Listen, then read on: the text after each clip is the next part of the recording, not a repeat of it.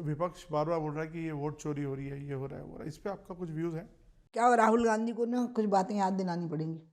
जब इमरजेंसी लगी, इमरजेंसी के बाद इंदिरा जी ने चुनाव कराए, क्योंकि उनको ये रिपोर्ट दी गई कि सब डर गए हैं, सब जेलों में बंद हैं, पब्लिक डरी हुई है, सारे इंस्टीट्यूशंस को तो आपने ध्वस्त ही कर दिया है, चाहे वो जुडिशरी हो, चाहे वो मीडिया हो। आपको पता है मीडिया के लोगों को कितना कष्ट हुआ था, जो इंडिपेंडेंट माइंड वाला मीडिया था जी। और सब कुछ आपके अधीन आ गया, सारे इंस्टीट्यूशंस आपसे डरे हुए हैं, आपके इशारे पर नाच रहे हैं। जो नहीं नाच रहे वो या तो जेलों में या खत्म हो गए हैं। चुनाव करा दो, आपको तो वैसी जीत मिलेगी जैसे सिकंदर महान को मिली थी। और हुआ क्या, इंदिरा गांधी खुद ही चुनाव हार गई।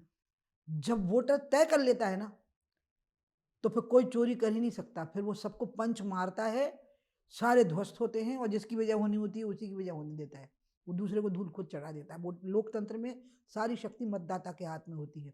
तो राहुल को ये भूल जाता है कि चुनाव आयोग से चुनाव नहीं जीता जाता है, अपनी इमेज से, अपनी ताकत से, जो लोगों के हृदय पे हृदय जीतने की ताकत है, उसे जीता जाता है। मैं राहुल को कहूंगी कि पहले लोगों का हृदय जीतना सीखो। तुम सेनाओं का अपमान करते हो, तुम शौर्य का अपमान करते हो, तुम 370 को वापस लाने की बात तुमने कश्मीर में जाकर के कर दी। तुम अयोध्या में निमंत्रण पर भी नहीं गए। तुम कह रहे हो कि वो भाजपा का इवेंट था, लेकिन अगर राहुल, प्रियंका और सोनिया वहां बैठ गए होते तो बताइए पूरे मीडिया के कैमरे इन्हीं के चेहरे पे होते कि नहीं होते, इनका इवेंट बन गया होता। तो राष्ट्रीय गौरव के सारी चीजों को तो तुम इग्नोर कर रहे हो, चाहे वो सेना का शौर्य हो या आस्थाओं के स्थान हो, और तुम चुनाव जीत नहीं पाते हो। तुम्हारी पार्टी खत्म होती जा रही है। तो सोचते बोलने के पहले सोचो तो अपनी मेमोरी पर, नहीं तो थोड़ी होम्योपैथी की दवाई खाओ मेमोरी को ठीक करने के लिए। दवाइयाँ होम्योपैथी में सबसे अच्छी होती है।